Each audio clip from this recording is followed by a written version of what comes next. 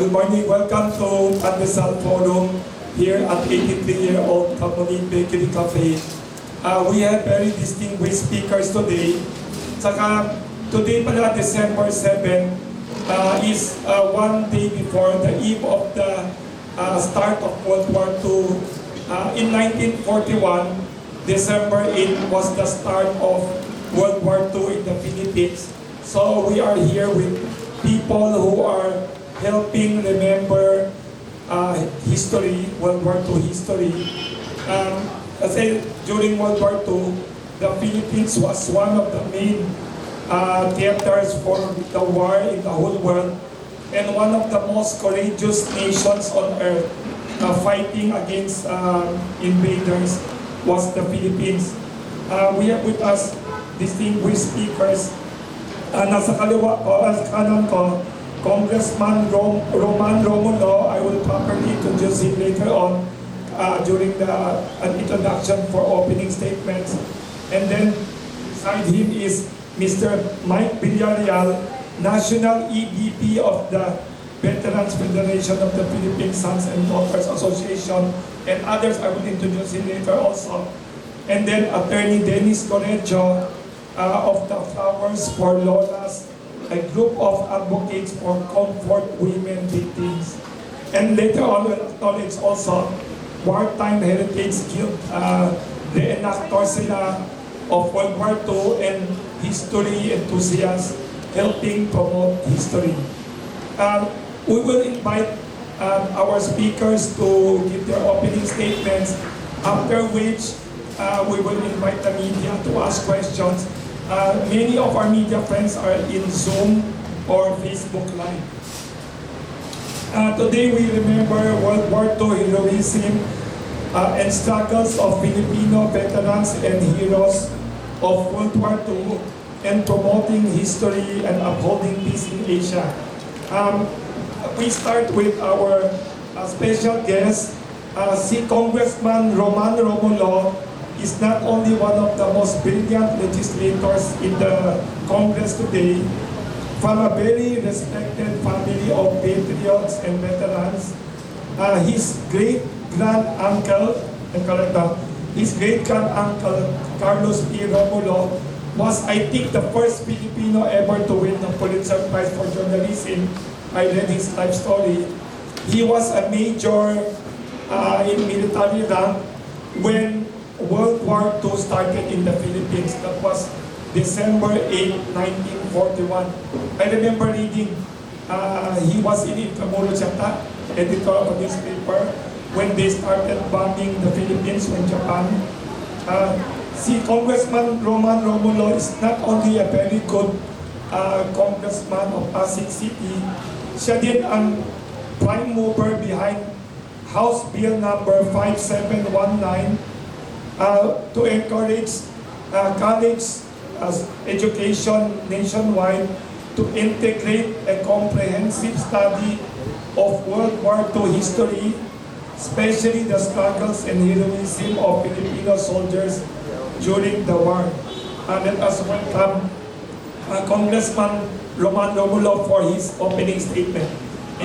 Magandang umaga, Sir Wilson. Sa lahat ng kasama kong panelists, magandang umaga rin. At syempre po sa lahat ng kasama po natin dito, good morning to everyone. Una-una, maraming salamat sa pag-imbita po sa akin dito sa inyong Pandesal Forum. Dahil sa totoo po, yung topic po na ito ay napakalaga. Hindi lang naman po dahil December 7 ngayon. We are at the eve of the start of World War II. Pero mahalaga rin po yung pagpupulo po na ito dahil talagang importante rin po na magkakilala ng tayong lahat. Lalong-lalo na yung mga medyo may interest na malaman po ng kabataang Pilipino ang history po natin, lalong-lalo ng panahon ng World War II. Kanina, nung maaga pa lang dito, magkausap kami ni Sir Mike, minsan talaga problema kasi natin, naiinit po yung storya natin. Maganda naman po, importante ang Spanish Times, ano? Pero minsan, hanggang doon na lang yung kwentuhan natin about Philippine history, about yung mga individuals that became heroes during the time. Pero kailangan, we also go beyond that. That's why napakalaga po sa akin itong history po na ito na may pasok sa ating higher education. Bagamat ngayon, Sir Wilson, chairperson naman po ako ng basic education. Hindi naman po ako sa higher education, pero naniniwala po ako na ating kabataang Pilipino.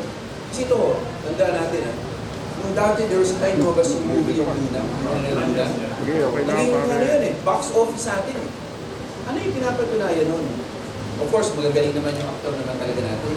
Pero isang pinapakita nun, uhaw ang Pilipino para makalig ng mga heroes na Pilipino rin katulad nila. Kaya kailangan po natin ng more stories like yung Luna. Kaya ito po talaga ang magiging driving force para, sa totoo lang, para ma-unite rin yung ating bansa. Para alam po ng mga bawat Pilipino na tayo po ay talagang dumadali po sa ating dugo. At talagang heroism. Marami pong Pilipino ang nag-alay ng buhay nila ng sakripisyo. Pero kailangan malaman po ng Pilipino. Ngayon po, minsan hindi gano'n kadami yung kwentong sinasabi natin sa kabataang Pilipino. Ano tinitingnan nila? Yung Marvel, DC Comics. Kasi for lack of us giving them sino ba ang Filipino heroes. That is why it's incumbent on us, it's our responsibility to document these stories in order for us to pass them on. Itong bill po na ito, sinasabi po ito, hindi naman agaran ko, sabihin natin magturo lang kayo ng Philippine history. Part and parcel of this is, kailangan po natin hikayatin yung National Historic Commission natin, yung iba-ibang ahensya ng historical agencies natin, yung researchers natin sa kolehiyo, researchers natin na academic and yung mga mahilig lang. Kailangan po tingnan natin lahat ng storya, kailangan ma-verify natin lahat ng storya na ito bago natin ma-document. Para meron po talaga tayong maayos na history of Filipinos, history of the Philippines from the Philippine point of view. Hindi yung narinig natin po lagi, ang bida lagi, dayuhan Parang lahat ng nangyari dahil yung time na yun, nag-surrender sa dayuhan, sila yung nag-invade sa atin. Kasi ang Pilipino sa kwentong ito, pero pag nag-attend tayo ng Veterans Day, ang daming kwento. Ang problema, hindi natin na-document. So, napakalaga po na ma-document natin ito. Siguro, doon rin yung pagkakataon ng kahapon bilang chairperson ng basic education. Gusto ko rin masabi, na kahapon po, ay na-approve na po namin consolidate and probably come up with the final version ng ating National Citizens Service Training. Kasi talagang mahalaga po na, kasi lagi natin pinag-debate ito, ROTC. Pero maliwanag sa konstitusyon natin na it is also the responsibility of government to prepare its citizens. Pero pag sinabi kasi ROTC, talagang parang yung iba may allergy ka agad So kailangan na po ayusin natin para masigurado po natin na handa po ang Pilipino, whether sakuna yan ng natural, man-made o natural disaster. Pero kailangan ma-capacity building na natin yung bawat Pilipino. Again, Sir Wilson, thank you very much. Thank you very much, napakagaling na Congressman Roman Romulo sa mga ginawa ninyo. Later on, we'll ask him more questions tungkol sa mga ginagawa niya for World War II history and better education. Next, imbitahin natin, we'd like to imbitahin natin ang national, si Mr. Mike Villarreal, ay National Executive Vice President of the Veterans Federation of the Philippines, BFP, Sons and Daughters Association. Also, interesting, banker siya by profession. Banker siya of, I think, the first and only veterans bank in the whole world, I think. There's another one. Thailand, there's another one. It's a military bank, pero it's not a veterans. I think you're the only veterans bank. Kasi alam ko military bank sila. Baka, pero very unique. First Vice President si Mr. Mike Villarreal of the Philippine Veterans Bank, one of the best managed banks in the country, na sabi niya kanina, will soon become one of the largest banks. Noon 8 or 10 billion pesos, ngayon magsi 60 billion na ang bangko nila. And what's unique about Veterans Bank, it's owned by and run by descendants of World War II and other veterans. Let us welcome Mr. Mike Villarreal for his opening statement about today's topics. Thank you, Wilson. It's a pleasure to be here. The last time I was here, hindi pa ganito. It was still pre-pandemic, pre-fire. But it's good to be back. And I wear two hats, as Winston mentioned. I'm the Executive Vice President of the Sons and Daughters. Kami po ay mga anak at apo ng mga World War II veterans. Pero technically po, lahat po ng mga anak at apo ng mga dinidefine ng batas as veteran, meaning even the post-war, Korean War, Vietnam War, and even AFP retirees who have served at least 20 years in the armed forces are defined as veterans under the law.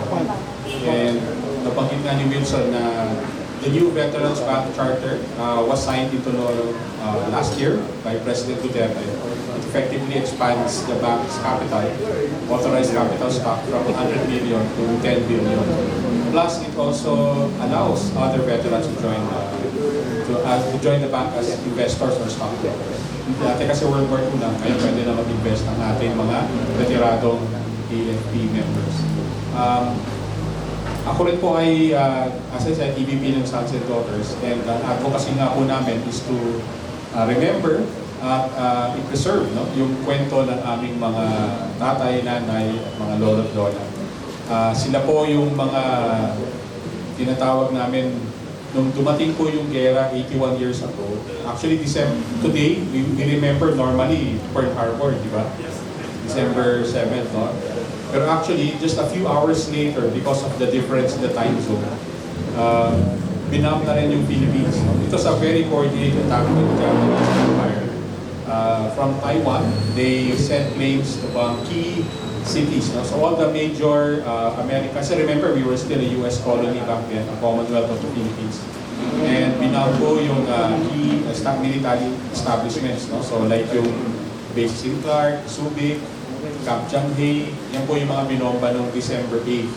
And that is what we're trying to commemorate. Actually, no one remembers that this is the first day of World War II. Lasted for about 3 years, 9 months plus, because it officially ended on September 3, 1945, which, by the way, was recently declared as Victory Day. It's a working day. Kasi sabi nga nila, April 9, sineselebrate natin, which is important, yung Fall of Bataan na ngayon ay araw ng kagitingan, April 9. But I think equally important also is Victory Day, para full circle, so to speak. Anyway, the December 8 is significant because, as I said, the key cities were bombed, including Manila. As far south as Davao, there were also bombs. Marami nang naka-embed na Japanese here. They looked like part of the community. Mga ano sila, mga simpleng tao na may-ari ng mga sari-sari store nung araw, nagagawa ng mga halo-halo, bibenta ng ice cream, hardinero. Tapos nung dumating yung mga Hapon, actually nag-bomb lang sila muna, but later in December 1941, the Japanese invaded through Lingayengo through the towns in La Union. And in that period, all of a sudden, these Japanese nationals who were here, naka-uniform na sila. No? Yung pala naka-embed pala sila dito for the past years. And they were dressed in, they were actually officers. And it seems that the expansion of the Japanese Empire was already planned by the Japanese military then back then. Anyway, ang focus po namin as the Sons and Daughters is to remember the deeds. As Congressman Romulo said, marami pong kwento ng kagitingan, katapangan, you name it, love story, comedy, horror, lahat. Doon buhay pa ko yung mga veterano, kwentuhan ko sila. Ang dami nilang kwentong binabanggit sa akin, mga first-hand stories nila. And sabi ko, sayang, ang dami nating na hindi na-pass on. Kasi yung mga totoong veterano, pag gantong gathering, hindi po sila makwento eh. Hindi po sila nagkukwento. Pero pag pinagsama mo yung dalawa, tatlo, na alam nilang pareho silang naka-encounter ng gera, doon naglalabasan yung mga kwento. And I was privileged to be part of that simpleng kwentuhan by these veterans. And as I said, ang daming stories. I don't think it's probably to fit today's youth. We can do probably short stories. Love story here, a spy story here, a horror story there, ghost story there. Ganun. Nakakahali yung mga kwento nila. And we feel that these are the stories that should be shared. Why? Not because of just entertainment value, although that is important, but also because of the stories behind them, meaning the people behind them, the veterans and the civilians who were part of World War II. Bakit po? They were ordinary people, di mo naman sila mga sikat na tao nung araw. Mga simpleng tao po sila, mga kagaya natin, yung mga tatrabaho sa gobyerno, mga guro, mga mangisda, magsasaka. But when the motherland called for them to serve, to defend, and sabi nila, bakit? American colony naman tayo noon. Ang totoo niyan, as early as 1935 or 36, part of the Commonwealth plan was we will transition into a nation by 1946. So nakalatag na. The Americans will transition. So they were looking forward to independence. Kaya lang na, dumating yung mga Hapon. So we were actually not fighting for the Americans. We were trying to win back the plan that they would be independent by 1946. And that was, and the stories that they tell, yung what really touched me or changed me was, mga simpleng tao lang sila. And they made very key decisions. Will I just simply be part of what is now the leadership, meaning yung mga invaders? That's a simple way. Maging part na lang ako ng new government. Or will I fight and defend and preserve yung nation, what will become our nation of Filipinos? And many of them decided to do the latter. And yun po yung mga ganung kwento yung gusto namin i-broadcast as the sons and daughters, the stories of our fathers. And we hope by activities such as like this, and many more, we hope that more people will get to know them. Kasi naghahanap tayo ng ehemplo ng mga Pilipino, models of Filipino citizens who can be the models for today's, not only the youth, but also for us. And those are role models that we want to share, and we want people to emulate. So yun lang, thank you and good morning. Thank you very much, Mr. Mark Villarreal. Very interesting mga kwenta niya. We will ask questions later on. Maganda yan, we should not forget all these heroes. Nakalimutan ko pala i-mention, Congressman and Mr. Mark Villarreal. Yung co-founder ng Kamuning Bakery 1939, dalawang mag-asawa. Yung lalaki, naging Lieutenant Marcelo Javier, member ng Hunters Group. And then, siya fought in the Battle of Manila and was killed there. The founder of Kamuning Bakery, the widow, and him, naiwan yung widow. Kaya, very important. Thank you. Next, we'd like, last but not the least, very important part of World War II history ng Pilipinas na madalas nakakalimutan kasi internationally, some countries are ignoring it or erasing it from history. Na-discover ko si Attorney Dennis Correggio, not only a very eloquent, good lawyer, pero meron siyang advocacy. He is part of Flowers for Lola's NGO. They are advocates of the often neglected, often forgotten comfort women victims of the Philippines during World War II. Ikikwento niya sa atin. Welcome, Attorney Dennis Correggio. Good morning. Ako si Attorney Dennis Correggio. Actually, nakasulat dyan, Flowers for Lolas. Yung Flowers for Lolas kasi, it's a loose alliance of advocates sa comfort women. And basically, it was formed 2017,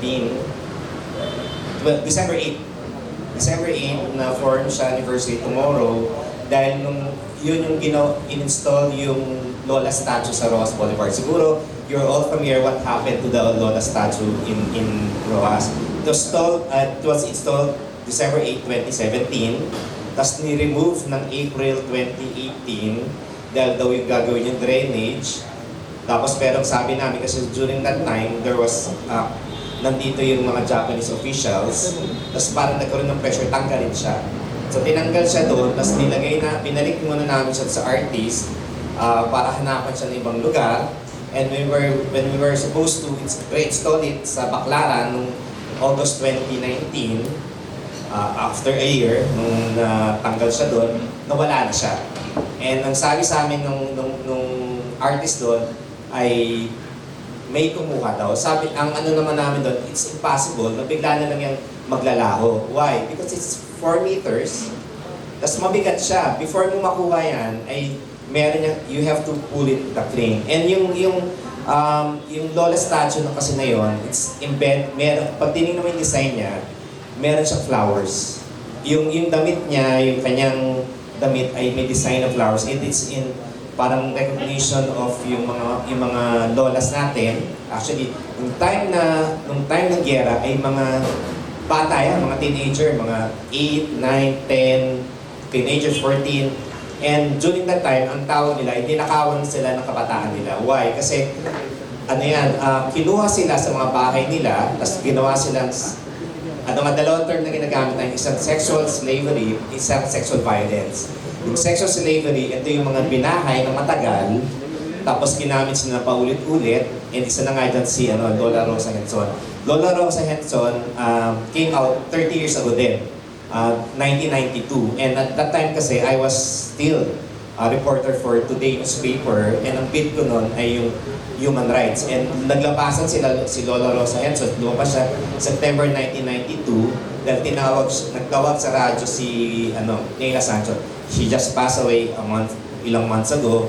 Sinabi niya, yung mga naging victims nung panahon ng giyera, lumabas kayo para magsabi kung ano yung nangyari sa inyo. And after, nung lumabas si Lola Rosa Henson noong 1992, September yon, I think September 18, kinover ko na sila. And at that time, I think more than 200 sila eh. After lumabas si Lola Rosa Henson, 200 plus sila. Tapos meron din isang grupo, yung mga, Malaya Lolas naman to. Yung Malaya Lolas naman, ito yung mga ni-rape sila, hindi na matagal. Kumbaga parang dinala lang sila sa bahay na pula sa, I think, San Ildefonso, Bulacan.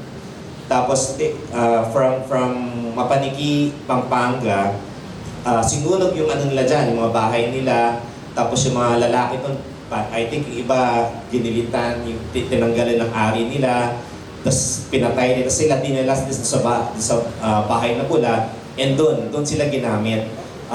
Actually, ang unang na-form ay Lila Filipina. Tapos yung Mapaniki Lolas ay ang tawag sa kanila ay Malaya Lolas. Tapos meron ding nabuo from the Panay region. Ito yung finorm din ni La Sancho, yung Compañeras Lolas. So yung makikita nyo, maraming mga lolas na yan, they're scattered all over the Philippines. Kasi nga, di ba, kapon, ang dami nilang pinuntahan na lugar sa Pilipinas. Pero hindi lahat na-document. Ang na-document namin ay almost 200 plus lang. Pero malamang kasi iba, hindi na lumabas because at that time, mabigat ang moral, ang bagahe mo yan eh. Kaya nga, nung lumabas si Lola Rosa Henson, mabibilib ka doon sa tapang niya na sabihin na ako'y na-rape during ng mga Hapon, during that time. And ang mga sumunod sa kanya, ang nabubuhay na lang ngayon, less than 20 na lang yan. Isipin nyo lang, 30 years ago, nung nag-start kami ng campaign, nung Comfort Women ay mga 200 plus sila. Ngayon, mga 20 plus na lang sila, less than. Kaya ang sinasabi namin dyan, yung urgency ng campaign eh. Una, public apology ng Japanese government dun sa ginawa sa kanila. Pangalawa ay yung compensation sa kanila. Pangatlo ay yung ilagay sila sa mga libro. Na huwag silang kalimutan. Kasi nga, sa ngayon nawawala na sila eh. Kaya parang ang goal din namin is to help them to be memorialized. Parang ganyan. Kaya nga yung statwa na yun, inilagay namin siya doon para makita ng mga bagong generation na ito yung may part ng history na ginawa doon sa mga kabataan during that time. Actually, tatlo ang naging statwa sa Philippines. Yung isa ay doon sa, ito nga yung Lola Rosa, ay itong Lola statue sa may Roas Boulevard na tinanggal nung in-install noong 2017, tinanggal noong 2018, tapos nawala noong 2019. Pangalawa, meron sa Calamba, Laguna yata, may isang statue din doon, kaya lang tinanggal din. We don't know kung bakit siya biglang actually tinanggal siya in less than a week. Tinanggal siya doon sa doon sa compound. Yung compound yung parang bahay ang punan yun eh. Tapos bigla siyang tinanggal. Yung pangatlo ay itong kay Nela Sancho. Originally, it was in Katiklan, pero nalipat na ngayon sa Pandan. So yun yung ano. At ngayon, isa na lang naiiwan na statue. Unlike sa Korea, they have 120 plus comfort with statue para ipa-remind sa younger generation na maraming kababaihan, maraming kabataan during the time of the wartime ay nawala, ninakaw yung kanilang kabataan dahil naging victim sila ng sexual violence and sexual slavery. Thank you very much, Attorney Dennis Colecho. Marami sa atin nakalimutan na yan. Magandang maalala talaga lahat ng kasaysayan natin. For additional input lang, bago tayo mag-Q&A, Attorney Colecho, Congressman, and Mr. Mike Villarreal, kunento sa akin ng national artist for literature, bagong national artist si Vicky Lee, nung lumabas daw si Lola Rosa, kinommission daw siya ng ABS-CBN Star Cinema, gumawa ng script about storya ni Lola Rosa na comfort woman. First in the Philippines. Alam niyo sino artista na nakuha na nila na dapat mag-play ng role? Si Vilma Santos. Already nakaset na ayos na yung script, naka-ready na, tapos biglang nawala din. I don't know why. Kaya maganda itong kwento ni Attorney Dennis Colecho. Yung nawawalang statue, nawawalang storya, yun ang, I think the worst thing nangyari sa tao, hindi lang mamatay, kundi mawala pati ang storya. Kaya thank you very much kay Congressman Romulo, at kay Mr. Mike Villarreal, Attorney Colecho, and others. And also, we'd like to acknowledge siguro, before the Q&A, baka si Mr. Mike Villarreal would like to introduce our reenactors dito, kahit for a few seconds, mag-picture muna, tapos mag-Q&A tayo. Pakilala ninyo, sino yung mga naka-uniform dito, baka galing sa time machine. Biglang dumating dito. Actually, sila partners namin sa bangko sa mga World War II events palagi. Their official name is the Wartime Heritage Guild. And they are reenactors. They are very, very passionate when it comes to the display of the proper wearing of the uniforms. Kaya yung mga uniforms nila are historically accurate down to the buttons. And actually, pag nakakita sila ng statue na mali yung uniform, hindi sila makatulog ng ilang araw. Just kidding. Maybe Diego, you'd like to tell us more about your group? Can you mention your names and then anong uniform sinusuot ninyo? Good morning, ladies and gentlemen. We're reenactors from the Wartime Heritage Guild. My name is Diego Almirante, and that's my friend Len Cadorna. So yeah, my pangalan ko is Glenn Cadorna, and basically we're portraying the early war na uniforms. So But first of all, I'd like to say hi to our friends, our president Dan Antonio, and my fellow director Don Fernandez, who's watching right now. Glenn, tell us a bit about your uniform. so mukha mo straggler. Anyways, but Ikaw yung Japanese? yes, this is basically the Japanese uniform. Yes. So Mukhang nakakatakot May malbas pa. So basically, ito yung mga itsura ng mga more or less yung dumating nung pagdating sa Lingayen Gulf, ito yung mga suot. So basically, normally may kita mo sila naka-wool pa na tawag dito is putties, basically yung parang leg wrappings. So each of this uniform, lagi yan may certain purpose. So whatever button, whatever pocket, whatever leggings that may be, may specific purpose yan. So for in this case, Japanese, so from bottom to top tayo. So basically what I'm wearing currently is the tabi shoe. And mukha akong palaka, basically. Parang sa dagat, sa beach? Actually, these are farming shoes. Oh, wow. Yeah, farming shoes. So they used what they were using from their daily lives, basically. So these were very good shoes, and yeah, maganda po yung traction niya sa beach. Actually, pati sa putek. So that's why they used it. And then, syempre itong putties, basically, yung purpose niyan is para hindi pasukin yung paa nila ng likabok or bato or ano man. And then at the same time, it acts as if it's a ankle support.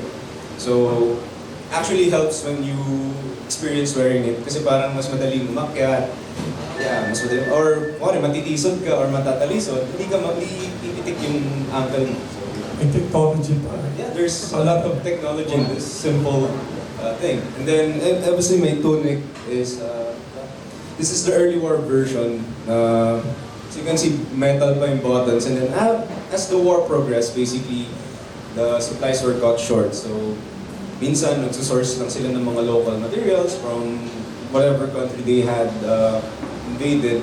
So, normally, may kita nyo mga plastic na yung buttons, minsan kahoy pa, minsan yung parang buko, yung shell ng buko. So, normally, ganun yung naging.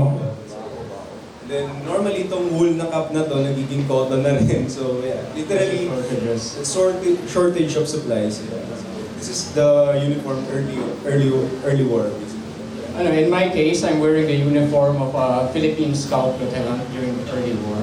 Bakit Philippine Scout ang tawag? Boy Scout pa sila? No, sir. Sorry, No, sir. di ko alam. Basically, Philippine Scouts. after the Philippine-American War, the Americans wanted to pacify the country. And so they tried recruiting manpower from the Philippines. And so they established the Philippine Scouts, sometimes called the Philippine Division. And sila parang yung backbone ng US Army in the Philippines before the war. They were manned by Filipinos. Their officers were American citizens. And they were some of the best troops the US Army had between the wars because they were here in the Philippines deployed. They were always training, and the standards for recruitment was the same as the US Army. You needed to have good English, you needed to have a high school diploma. So it was a point of pride for the young Filipino man who wished to serve in the armed forces to get into the Philippine Scouts. As for my current uniform, this is a Class A uniform. It's for parades, for special... What rank is that uniform? Lieutenant. Lieutenant? Yes. Wow. It's for a second lieutenant in the Philippine Scouts, 26th Cavalry. Basically, we rode horses, at the early part of the war.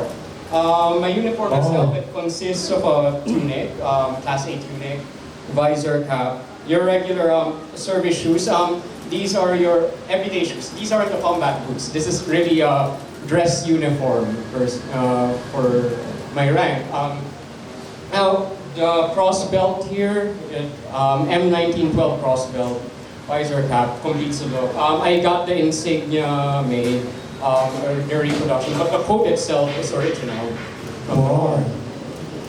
So, how do you compare the uniform of Filipino soldiers ng World War II and the modern uniform natin today? You look smarter, Is it possible or? It's a bit. It's hard to it's hard to say. Are you more fashionable in the past? The past uniforms were much more fashionable. I would agree with that. But today it's more practical. Yes. Basically back in Bataan, if once they got to fighting the Japanese. Nakatay ka pa yata. Yes. This is basically the same uniform we'd wear fighting the Japanese, except minus the coat. I have a shirt underneath, no necktie, Yes. open, rifle, Yes. belt. And yeah, it looks smarter, but the fabric, well, it's, we don't have the same technology, the same fabrics we have today. Now better. It's not as ergonomic. The fit is more tight-fitting, and it's less. Uniforms of today are definitely more comfortable, but Yes. as Sir said, well, they were much more fashionable. I guess in the Japanese sense, this is what we wear. At the Japanese, very simple, very Yes, and practical. austere, and Practical. practical. Just in case magkaroon ng digmaan, ready na. Diretso na. Mas marami kayong ginagawang masama. sorry. Mas maraming biktima. Joke lang. Grabe. Wow. Hey. Tapos may ano pa sa likod, yun? Talagang nakikita sa movie, So- World War II movies, parang may... Yeah. So, purpose nito is, this is basically called the havelock. And normally, ginagamit ito pag maaraw. Over the neck, para hindi mainit. Uy, ang galing nga, ba't nila tinaisip hanggang ngayon? Sa Pilipinas, ang init-init nila. So, yun. So, that's what the Japanese basically wore. Parang, gano'n lang ako, nagtatanim, sombrero ko. Uy, maganda. Dapat hindi tayo ng tulong sa kay Mr. Villarreal and Congressman Romulo and si Attorney Colecho. One time we should have an entire session on your group lang. Yeah. And, parang ano ginawa nila and everything. Yes, We could have that talk. Yes. Tapos narinig ko nga yung co-founder nito, yung asawa nitong gumawa ng kamuning bakery. Hunters, parang ROTC yata. yes. ROTC ng UP. If I remember right, Veterans Bank was founded by De Ocampo, who was in Hunters ROTC. Talaga? Yes. Na kamag-anak ng chairman niya? Uncle niya, wow. So thank you for, please stay on. One last thing. Yes. Well, we're the Wartime Heritage Guild. Our advocacy is remembering history, which is why we took Yes. to the past speakers' remarks about having to remember. The veterans are running out. We only maybe in 5 to 10 years there won't be any more World War II veterans. Wow. So at the end of the day, we really have to remember these things, and we remember them by books. We remember them by remembering what happened. Yes. But in our case, we also try to remember what it felt like to, in the service. We read about how they lived. We practice drill. It's not just a costume. It's not just a costume. We really try to find the context and figure out even just a fraction of how they live. Because we're not a cosplay group, just so everyone's aware. wow. We're not Wow. cosplay. We don't Wow. cosplay because cosplay doesn't have any context. The historical yes, context yes. is missing. That's the difference. So we have a purpose and we have a vision as well. We work with institutions like Veterans Bank and Intramuros Administration and the Philippine World War II Memorial Foundation are our Wow. partners as well. So this is the Wartime Heritage Guild. Ayun. We could Yeah. do guerrillas. That's as well, very yes. good suggestion. We do state. Pagpalaha, yes. Yes. Dapat i-affiliate sa inyo. Oo, nagkilingas naman how they were, what they were, that's another group. Watching, yes. Watch is a different. Yes, another Yeah. group naman yun. But we read about them as well, yes. We do sometimes. Very interesting. And then if you really want to join our group, you love Do you have history. Facebook or? Yes. It's called the Wartime Heritage Guild. The link Yes. is WHG Philippines. Yes. Ang galing. And yeah, may event kami sa March 5 as well. Ride for Valor. We will be there. This year's Ride for Valor, we were actually there. We were performing skits to give context to what happened along the bike route. So the surrender at Bataan, they will, basically harass us. They will Basically the Death March. yes, the trail. Death March, basically. What was the uniform of General Vicente Lim? The first West Point graduate. Yun nasa 1,000 pesos. Yes, actually, his uniform in that It's similar field- to this, Yes, it's similar to this because it's a Class A. It's what you wear on special occasions, on Talaga? parades. So yeah, it's very similar to this. The Philippine Army, though, had a different set of rank, a different set of epaulets. They have the Philippine coat of arms /eagle on their buttons instead of the US ones.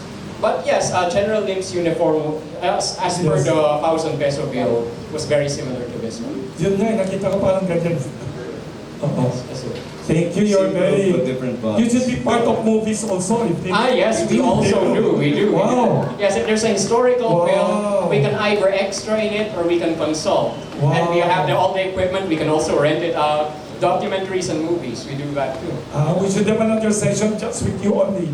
We're open. Actually, before the March event. We're open to it. Yeah. Thank you. I will get your contacts. I have a calling card here. Yes. Wow. I think it's basically messages as well. So Yes. our social service, Yes, WHG. Please contact. Please contact us. Thanks. Incredible. Kasi di ba, there's an accusation na we in the Philippines, we are a very happy nation and we have a lack of sense of history. May complaint, di ba? Kaya you are all doing great. I can do that in my efforts. veins. Yes. Paternal grandfather was in Bataan. My Wow. great granduncle on my mother's side was in Bataan. So I really grew up on these stories. So you're one of those very good. Thank you very much. Thank you. Wartime, Thank you very much. yes, Wartime Heritage Guild. Wow, thank you to everyone. We're opening the floor for questions for our media friends. Anyone who wants to ask, si Miss Sheena, pakipakilala ulit pangalan nito to our guest speakers from SMNI TV Network. Hi sir, good Yes. morning po. Sir, hindi ako Pakipakilala ulit. Okay, Sheena po from SMNI Yes. po. So hindi ako ng update kasi noong November po ay lusot po sa camera yung i-integrate yung history natin doon sa higher education. Tapos inatasan po natin yung shed dito sir. Any update lang po sir kung ano po yung resulta Kasi di ba po, para nagpagtulungan din yung nakipagtulungan yung inatasan yung sa Commission on Higher Education, sir, tutulungan po sila ng Philippine Veterans Affairs Office sa Department of National Defense para gumawa ng programa para ipatupad ito, sir. Any update po, sir? Yes, una-una, hinihintay rin po natin yung counterpart. Pero katulad na nabanggit ko kanina, hindi talaga mangyayari overnight. Kasi kung mabasa mo rin po yung measure itself, sinasabi natin kailangan talaga magtulong-tulong ng CHED, ng Philippine Veterans Affairs Office, ng ating mga researchers, National History Commission. Kasi hindi naman po tayo pwedeng biglaan lang magpasok sa curriculum ng mga storya na kung saan, syempre gusto natin yung mga ginawa ng mga fellow Filipinos natin na hindi natin documented properly. Kailangan rin po ay historically accurate tayo. Kaya hayaan muna natin na yung spade work hindi mo maging ganun kabilis. Pero let's give them a few more months. Tingnan po natin kung saan na po tayo nakarating. Pero talagang may research po talaga involved. And I think even our other panelists here will also attest na in order for us to say that totoo yung mga storya natin doon, kailangan po mabalikan yun, ma-counter-check. Yun po yung gusto natin, yung accuracy ng mga storya. Kasi ang alam ko po, at that time, I was coordinating with Philippine Veterans Affairs Office. Dati po si Director Carolina pa rin, si Nesty Carolina pa ng panahon na yun. Marami na po silang mga libro, marami na silang na-document raw, but we have to, kailangan ma-counter-check yan. Hindi ng PIVAW, pero naman ng researchers para talagang accurate tayo. Pero we will give an update the moment meron. Hayaan lang po natin na yung spade work ay mangyari muna para accurate ang stories. Pero sir, may pag-uusap lang po ba sa pagitan ng CHED, sir? Yes, actually, in fairness po sa CHED, nung pag napansin po niyo dun sa committee meeting na naganap, I think maliwanag naman si Chairman De Vera na yung iba-iba natin mga SUCs, meron mga history departments na have already, on their own, started documenting. So talagang ano lang po talaga we have to counter-check. That's CHED po na wants to do that para yung stories po natin ay accurate at masabi natin talagang totoo. Thank you, sir. Thank you, Ms. Sheena Torno of SMNI. May tanong dito for our guests from our Zoom and Facebook Live. Mr. Ivan Saldaheno of Dugout Philippines. Ang tanong niya, I have a question regarding the Right for Baylor project. Please kindly clarify, will there be an actual race involved? First question. Number two, if none, will there be special awards for cyclists and teams? And please kindly introduce Right for Baylor. Mr. Ivan Saldaheno of Dugout Philippines. Thank you for that. Actually, yung binanggit ni Diego earlier is called Right for Valor. This is one of our contributions for Philippine Veterans Week 2023. Kasi di ba, tuwing Veterans Week na alam lang natin is yung nangyayari sa Mount Samat, no, na event. So gusto namin merong event na participative. Before we had runs, medyo iba na yung nauso ngayon, bike naman. So we did bike events naman. And this one is a bike. It's not a competition. It's ang route is from kilometer 0 from Mariveles, Bataan, all the way to Capas National Shrine, kung nasaan yung dating Camp O'Donnell. And yun po yung tinahak ng Death March, yung actual route. We will pass through the roads where the actual routes are. And by bike po tayo. There are stages within Bataan, from Mariveles to Balanga, Balanga to San Fernando train station. Sa San Fernando train station, doon po sumakay yung mga Death March papuntang Capas. And Capas, they walked another 7 kilometers from the train station to what is now Camp O'Donnell. So yun po yung, route ng Right for Valor. Hindi po siya competition. There will be group categories. There will be individual categories. But it's not a contest. Kasi medyo, pag naging contest kasi, mas lumalaki yung chance for risk accidents. So, kasi nagmamadali yung mga tao. So yung habol lang namin is, just to have a fun historical ride. Tapos nandun ulit si Diego, in each stop they will do reenactment of what happened in that area. during that era. Can you summarize what is the Bataan Death March for millennials in the 21st century na hindi alam ano yun? Sorry ano daw ang Bataan Death March in a short summary? What is it? But yung kasi World War II, nung invade, ang plan ni MacArthur was to consolidate all the Philippine Defense Forces in Bataan and defend Bataan until reinforcement from the US come. Because we were the only country who defended ourselves from Japan, and we lasted from January until April 9 na. Other Southeast nations 3 months. surrender kagad. Oo, 3 months. Indonesia, Singapore, Malaysia, they capitulated and surrendered kagad sa sa Japanese invasion. Tayo lang nag-resist. That's why galit na galit yung mga Hapon sa atin. In fact, they had to replace si Homa, the invading commanding officer. They replaced him with the famous General Yamashita, Tiger of Malaya, because napahiya si Homa. And because of the anger of the Japanese, sabi niya, lahat na nag-surrender na sa Bataan, which were about approximately 10,000 Americans and about 70,000 Filipinos. Wow. Imbis na dadalhin namin kayo sa campo where you will be processed, maglakad kayo. Pinaglakad. Mula Bataan hanggang Tarlac. gano'ng kalayo? Yeah, About estimate. 110 kilometers more. Ilang oras In yan? the dead of Lakad. summer. Summer, mainit. Tapos hindi ilang- sila pinapainom ng tubig, basta pinahirapan sila nung time na yon. Ilang oras yan? Several days. Ilang araw na lakad?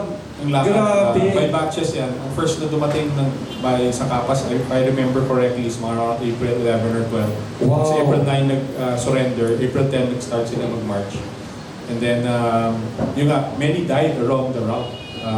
Binayonet pa daw, nabasa ko. Kasi pag mabagal na maglakad yung iba, may sakit na. pinapatay na lang kasi hassle pa kung kakargayin ng mga Hapon, di ba? So patayin na lang. And then yung mga iba tumakas, yung iba, pero many actually died in the route. And that route is actually marked by what we call kilometer markers, which are put up by a private NGO. Yun po yung funds na na-raise namin sa Right for Valor, we go to that NGO to preserve the kilometer markers and other historical markers in Bataan related to the Death March. So, mga ilang araw siya? More or less, more than a week kasi by batches. 1 week walking? No, yung iba-iba. mga 3 to 4 days. 3 to 4 days. But remember, yung conditions were different. At ngayon, hydrated yung mga tao. Pwede uminom ng tubig. Oo. Ngayon, nagpapahinga. Ito, lakad lang So, and remember... Wow, summer pa. Yeah, summer pa. And when they surrendered, halos wala na silang makain Ay, payat na sila. Payat na. Payat na, wala na makain, walang May tubig. sakit na. Yeah, may sakit na. May dysentery, may malaria. Injured. Yeah. So, iba yung conditions when they surrendered. And when they, like I said, several thousand died along the route. So, ang estimate nila is for every kilometer, there's about 1 person who died. Every kilometer? No, sorry, more pa. More pa. About 100 people died per kilometer. That's about for every 10 meters, 1 person died. So that route is quite, very important to the families. And to Philippine history. Yes, so that's why we want to preserve it, not because of the defeat, Yes. but I think in the stories of the Death March, again, stories told, Yes. many of the Filipinos who survived there, survived because of the civilians and their colleagues. Yung mga iba gusto na mag-give up Di ba, there's one story, this guy was telling us na he wanted to give up, sabi niya sa mga kasama niya, ayoko na, hindi ko na kaya. Nakamatay. Iwanan niyo na ako para, babayo na yan. Patayin ka na rin lang di ba? Oo. Tapos may sakit siya, Oo. Sabi ng dalawang kasama, hindi, kaya natin. So ginawa nila, parang nangyari ako, silang dalawa yung friends ko, tinulungan nila ako inakbayan hanggang makarating sa Kapas. Yung story, pagdating sa Kapas, one of those friends died kasi magkasakit, dysentery yata. And then, nabuhay siya. He survived after the war and had a family. So he keeps remembering that person. Without that person, he would not have had his family and so on. So parang sinasabi niya, yung mga kwento na dapat i-show sa Death March, yung Personal apart from stories. katapangan, yung camaraderie, samahan, loyalty to each other. Yan yung mga traits ng mga Pilipino na gusto namin Highlight. i-portray. Yeah. So yun yung pwedeng i-emulate natin ngayon. Not just the youth, but everyone. Pwede a series of movies yan ah. Actually, yung isip namin, Diba? shorts, hindi Short siya... films, Oo. diba? Of short stories. Short May tanong ako, I'm curious kasi this sounds so horrible and horrific. Based on international law sa gera, pwede ba gawin yan o violation yan ng international law sa gera? Yung natatalo na, sumurrender na, pinahirapan pa. Actually, Tama ba yan, mali? During that time, meron na actually, May pero international the conventions. Japanese actually violated Ayun. war treaties. And in fact, pero hindi alam to kasi nasa Pilipinas eh. So, syempre may news blackout. Wala pa social media, no? Wala. Ang nakaalam nun finally was years later, mga 1943. There was this guy, part of the death march na dinala sa kampo sa Davao. Oo. He escaped. Tumakas siya with a group and they went to Australia Yes. and nakarating sila sa US. Doon lang nila kwento yung atrocities ng Japanese. Doon lang nalaman ng Western world na ganun pala ang violations ng Japanese during World War II in terms of the human rights and wartime. So doon lang nalaman, na-shock sila. And yung US government, hindi linabas kagad yung story. Pero after a while, this is in the book, Escape from Davao by John Lukács. And Yes. ang ginawa, alam mo naman, government at that time, ginamit nila yung story na yon. Kasi medyo bumababa na yung war bonds drive nila. And nananalo na sila sa Europe. So, yung tiniming nila yung story lumabas to drive up the sales of war drives, war bonds. Ang US government gusto magbenta ng Bonds. bonds para mag-invest yung tao. Yeah. Ginamit yan para... Ginamit yung story. So, yun doon lang nalaman yung Western world yung atrocities ng Japan. And na-shock lahat, syempre. No? And that actually drove up the anger of the Western Americans, actually. And what made it worse, yung later on sa latter part ng World War II, di ba yung mga landings sa yes. Tarawa, yung mga Southern Pacific Islands, Iwo Jima. So Yes. nakita nila yung atrocities lalo ng mga unconventional warfare for that period. And they were shocked. And that was why yun yung justification nila for the atomic bomb. Na Two cities. imbis na invade natin yung Japan. Kasi pag nag-invade tayo, baka ubusin yung mga bata natin, yung mga sundalo natin. So just drop the bomb. It's morally murky. But the point is, yun yung ginamit nila pang justify. That's the reason they pa Manila, the Americans, invade tayo, Yeah. pinam na lang yung city para matalo. Well, ano din, policy ng Americans at the time was hindi ka mag-invade by infantry. Ano na, bomb mo na from battleships to infantry sa malayo. Kasi takot sila sa mga Hapon eh. Unconventional yung warfare, nagtatago sila. Tapos pag gabi, naglalabasan yung mga Hapon, papatayin silently, pinapatay yung troops. So ginagawa nila, binobombard nila ng todo-todo. Unfortunately, maraming collateral damage. Yes. So civilians, Historic buildings, the photos. yeah. And Philippines was one of we lost 1 million people. 1 million people died in the We're only Philippines. about 13, more or less 14 million, 14 million at that time. I'm not sure, namatay. but less than 20 million definitely. We lost 1 million, so 1 out of 15 died.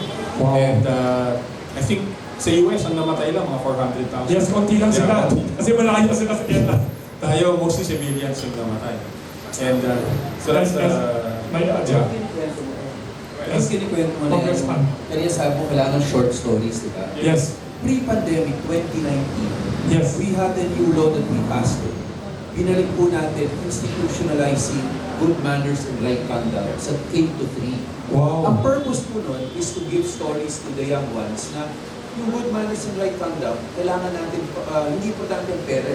Ang importante dapat, growing up, yung values. Character. Pero lagi, pag pinabanggit yan, ang laging halimbawa natin, tignan niyo yung Japan, tignan niyo yung Korea, pag kami emergency, dahil sila disiplinado, dahil sila nakapila, nagsasacrifice.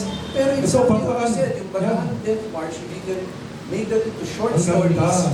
Katulad, mababanggit ngayon sa kabataan natin, sa mga DepEd schools natin, which house about 3 million students yan sa grade 2. 3 to 5 million yan. Alam nila na, kapwa Pilipino, kaya natin magsakripisyo. Di ko alam, tatlo naman.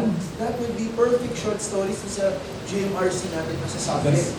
Because, ang kabataan Pilipino, isipin nila, Pilipino rin yan eh. Kung nakaya nila yan, pareho tayong pareho tayong dugo, pareho tayong katawan sa kanila. We don't need examples na From abroad. dayuhan na naman.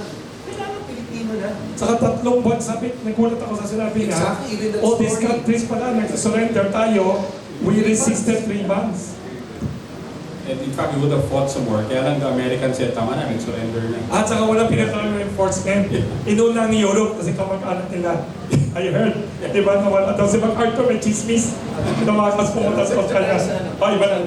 Sa good stories na lang. Non-carnage. Tapos, galing. We can put everything together. Yes. Wow, that's very...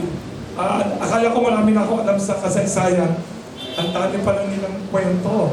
Tapos, may tanong pa dito. There's another question here from the media.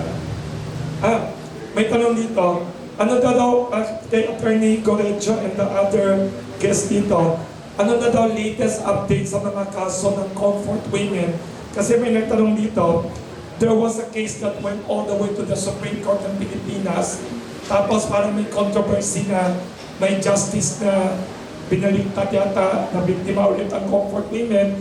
And you're a lawyer, si Congressman Romulo is a lawyer also, pareho kayong UP Law, and si Mr. Villarreal. Ano nang latest sa plight of the comfort women in the Philippines? Is there any government institution pa or whatever trying to redress this injustice now?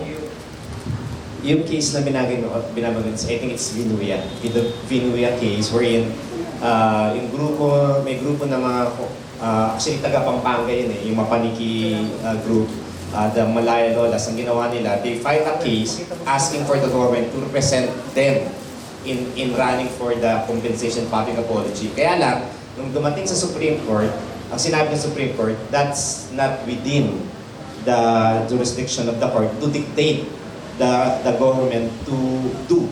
So binalik niya yan sa executive department na kayo ang maghabol kung... Anong year? 90s din yan eh. Wala na bang chance now? May nagtanong, is there any chance to revive it? Is there parang, di ba sa mga movies, Yung ano kasi actually, we were trying talaga to have the government represent the comfort women. Pero kasi during the last administration, ang sinabi yan ni dating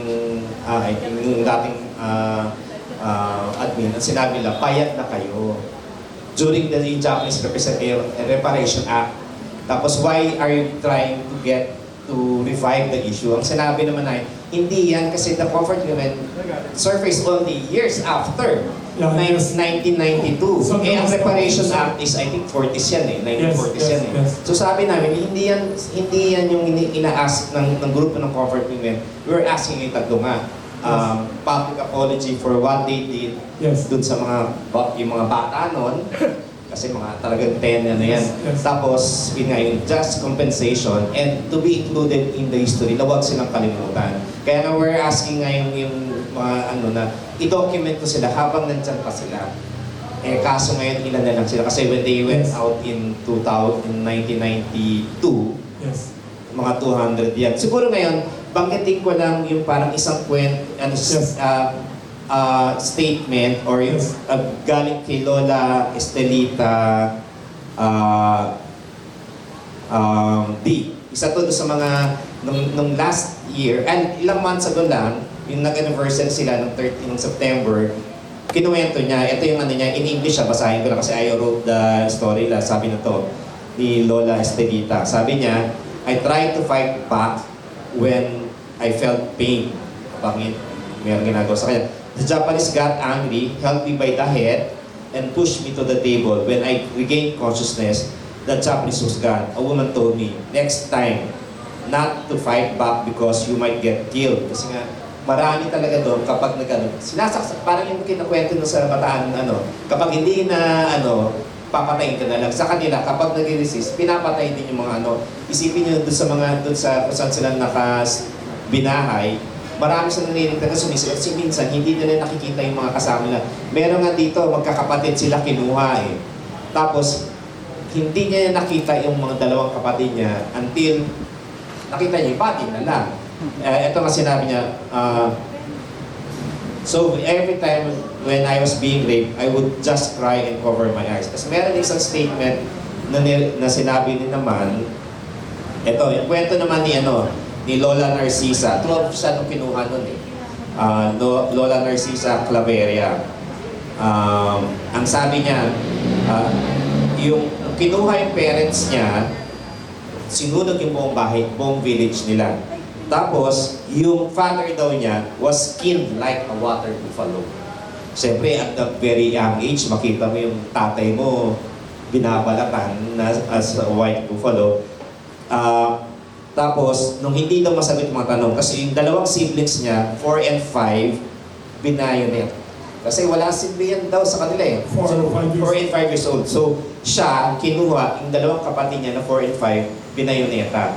Kaya ngayon, at the young age of 12, isipin niyo na lang yung trauma sa kanila. And kaya nga, nung when they came out, 1992, after Lolo Rehenson, doon ka ano sa guts nila, sa kanilang college to share the story. Kasi nga, unlike kasing veterans, medyo hindi ganun kabigat sa loob na ikwento yung nangyari kasi marami sila na unlike, tas ito mga comfort women, nandun din kasi yung yung stigma of rape, of being a rape victim. Kaya malamang itong numbers ng mga comfort women na to, mas mataas pa yan. Comfort station, dahil ang comfort station nga, kaya tinatawag ng comfort kasi dyan nag-aaliw yung mga Hapon. And all over the Philippines, nakakalat sila and dinodocument. Meron nga kami, gusto sana namin, yung bahay na pula doon sa San Ildefonso, Bulacan, huwag na siyang magiba. Kasi ito na lang isa sa naiiwan na monument na pwedeng sabihin na may nangyari during the gera at ang naging biktima ay ating mga kabataang babae noon.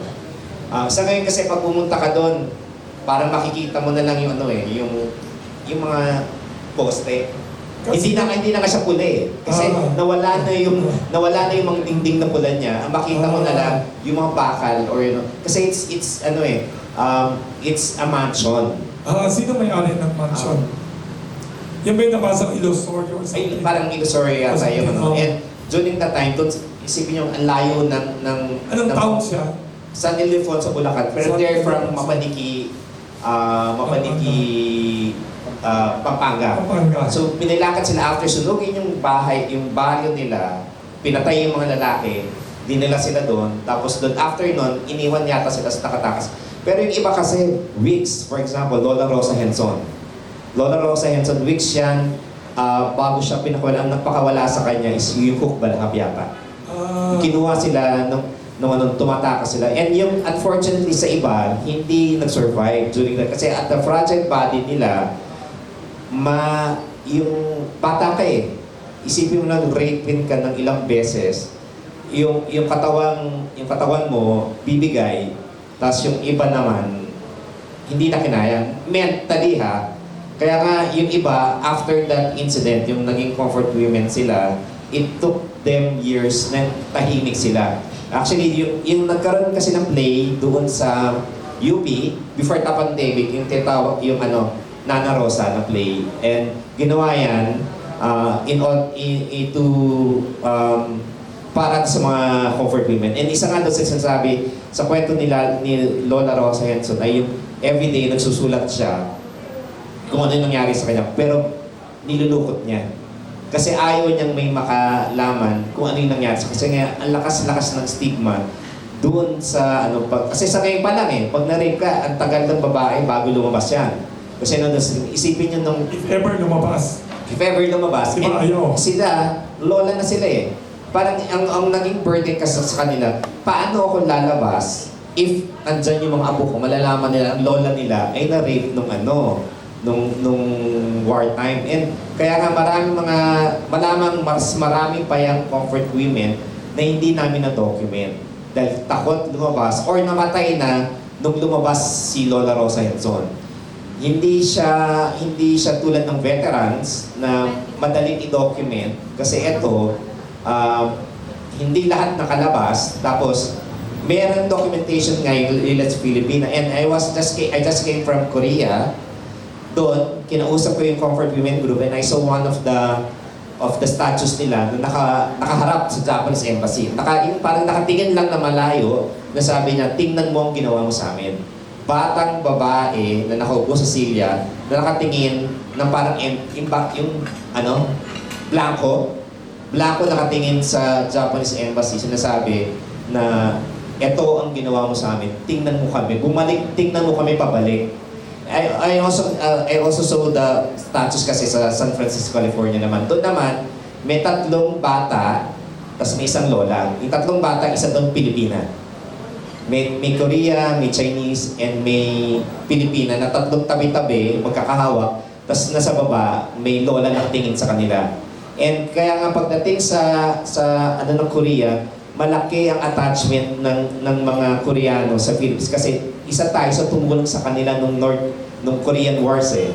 Kaya malakas din ang kanilang support dun sa comfort women struggle ng Philippines. Pagdating, mayroon silang support group na talagang dino-document yung I also met isang professor from Korea na talagang dinocument niya yung Philippine comfort women. Kaya ngayon ang gusto sana natin na ituloy-tuloy yung documentation, although yung talagang public apology ng government na marirepresentahan na ng government, they also sa current administration in-air na nila yan eh. The Lila Filipina sent parang press release or statement na tulungan nyo yung mga comfort before sila mawala kasi ngayon ilan na lang sila eh. Kaya yung urgency kasi doon is nandoon because from the time na lumabas sila, ilan na lang sila na yung tato nga, public apology, just yung compensation, and historical recognition. Yung compensation kasi during that time, meron tayong tatawag ng Asian Women's Fund. Pero it is not a fund from the government ng Japanese. It is a fund raised by the public sector. Kasi meron din sa yung mga businessman ng Hapon, sa Japan, they put a fund to support yung medical needs ng mga lola. Kasi nga, at the time lumabas sila, mga 7, lola na sila eh. And marami dyan, meron ng sakit talaga. Actually, si Lola Rosa Henson, I met her personally nung lumabas siya. And during that time na namatay kasi siya, I was going to her lamay, pero unfortunately, nakidnap ako banda dito. So hindi ako napunta noon, so hindi ako last respect kay Lola Rosa Henson because of that untoward incident na banda dito sa may Scout Torilo, nakidnap kami, mga taga-Yupilo. Wow. Kaya iniisip ko rin, ano yung feeling ng mga ibang babae na nakidnap noon. Hindi lang nakidnap, but they were forced to be sex slaves and naging victims ng sexual slavery. Kaya nga, ang ginagaming term nangyayari ngayon is more of sex slavery and sexual violence. Kasi nga, hindi naman lahat ay nilagay sa comfort stations ng matagal. Ang mga comfort women, ito yung mga binahay dyan, tapos paulit-ulit na ginamit. Yung victims of sexual violence, ito yung mga na-rape lang ng isang beses or ganyan. Pero they are still considered as victims of the wartime atrocities. Most of them are yung mga nasa mapaniki. So yun, sexual violence and sexual slavery. So, ang campaign kasi namin is to recognize them, siguro through Congressman Roman, na maglabas ng mga documentation ng books on them para lang huwag silang kalimutan.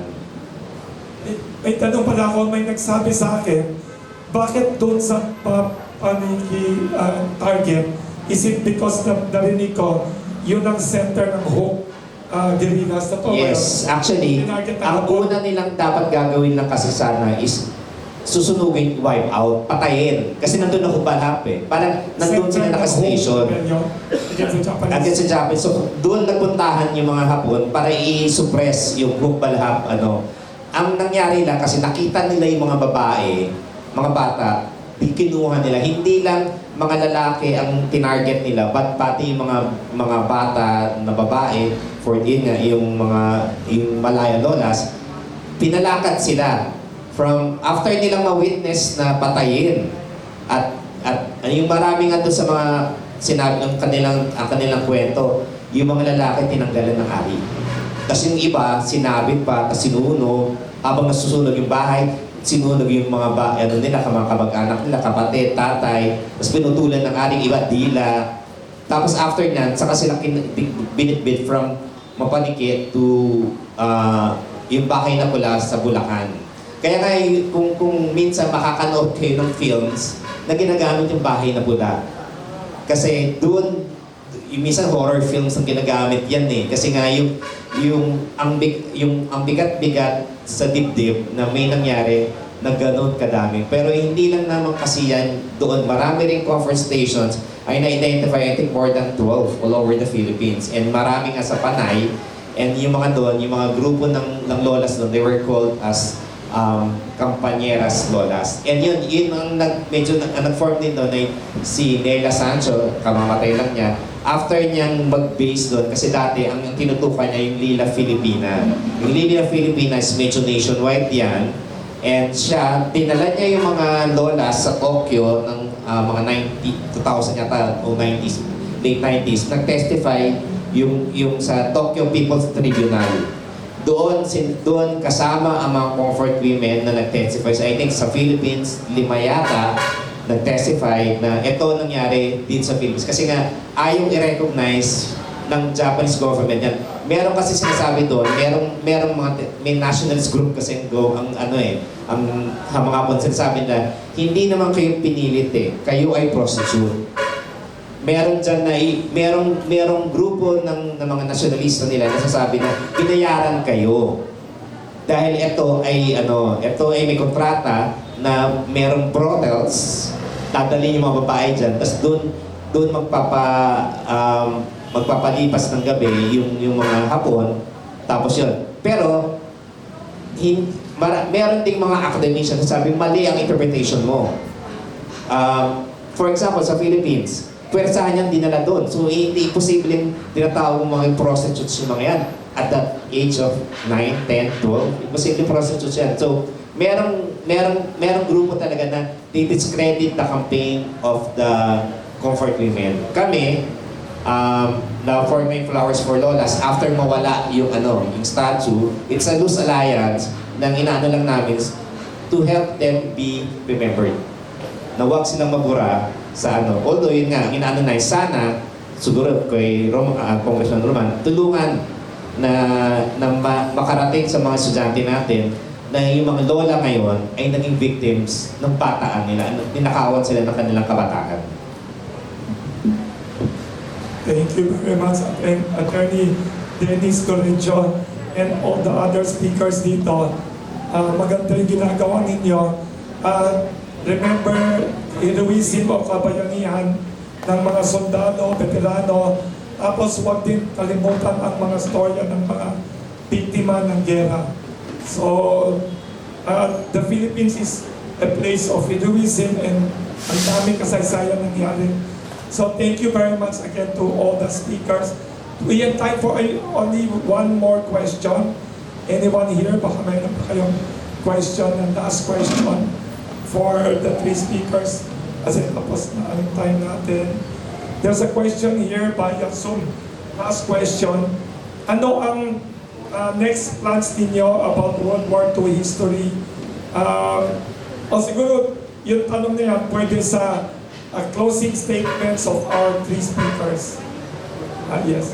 We'd like to start siguro with mag-start muna tayo from the end. Tapos last our legislator na prime mover behind this. Before we go to the closing statement, tanungin ko si Congressman Romulo, paano niya naisip na maalala ang history? Is it because you love history? Is it because you're descendant of a grand-uncle na sobrang sikat? Anong reason?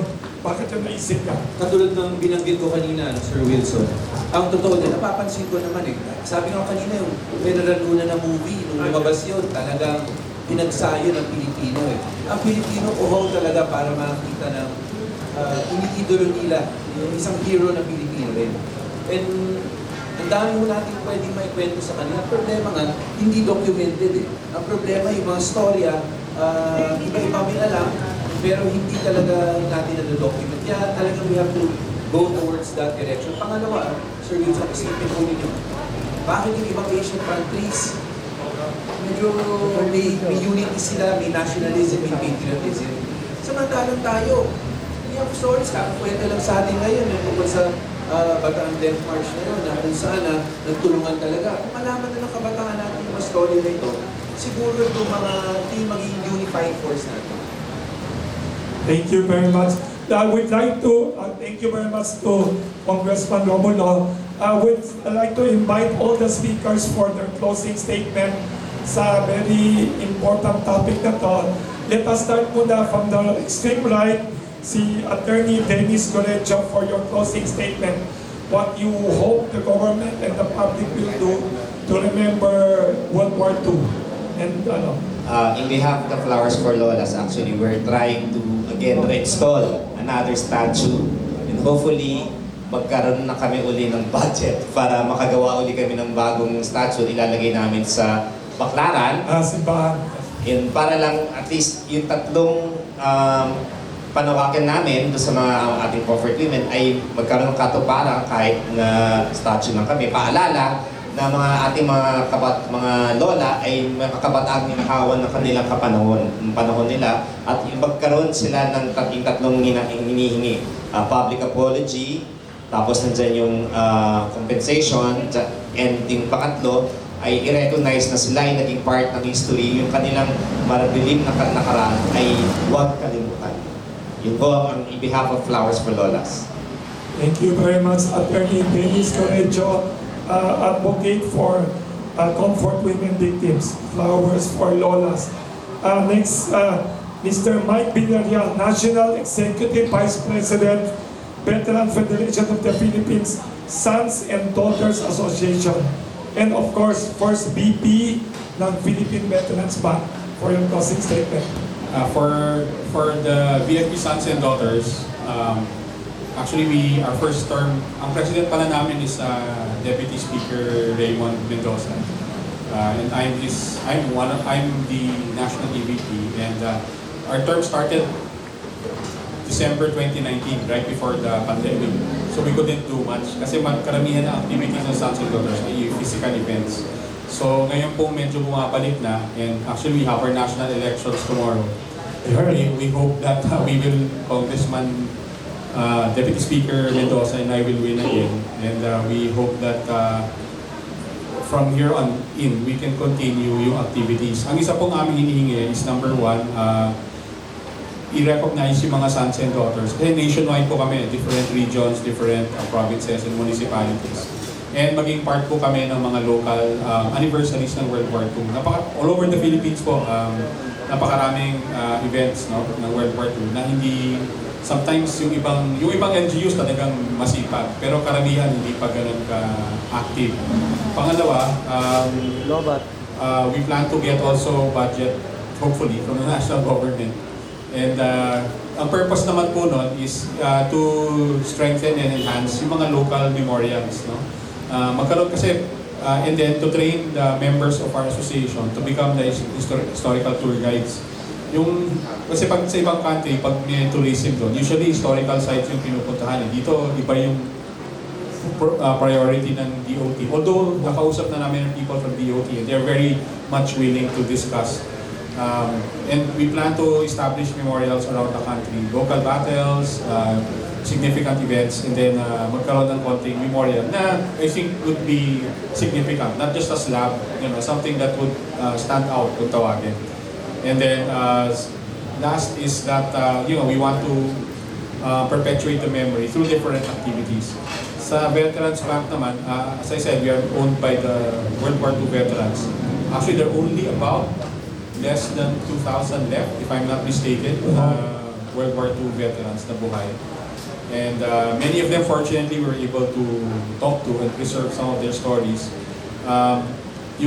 Ang ginagawa namin is to, of course, we have supported in the past documentaries, books.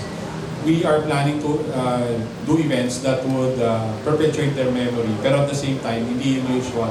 So isa nga yung Ride for Valor this coming March 5.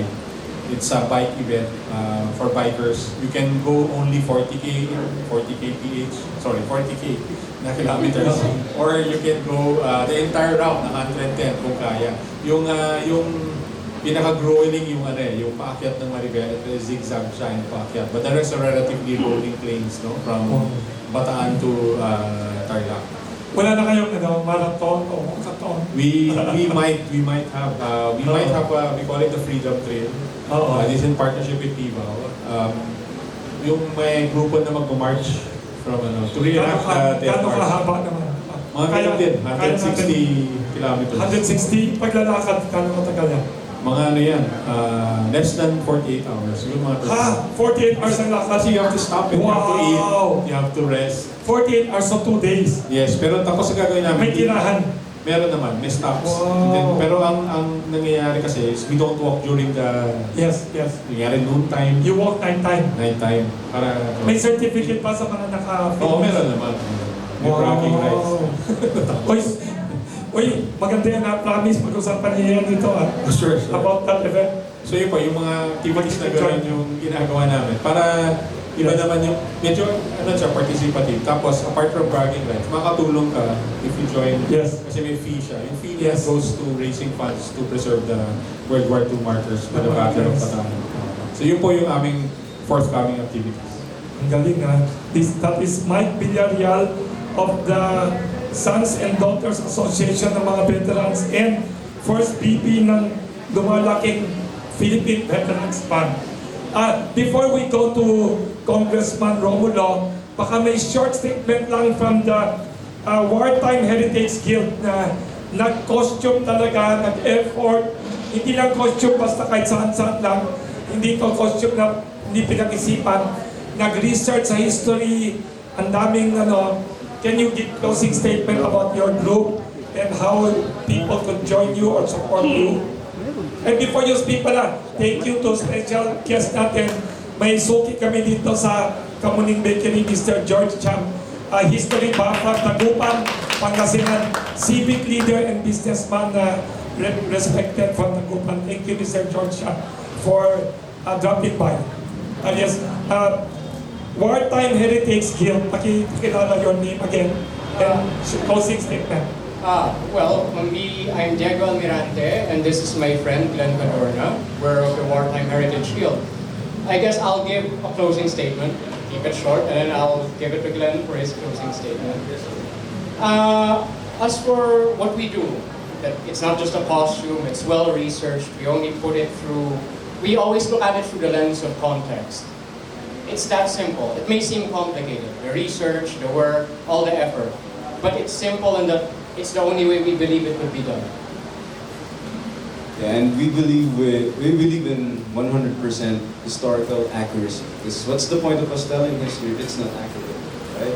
So that's our advocacy: teach history correctly and as accurate as possible without some sort of objectification or subjectification of the matter.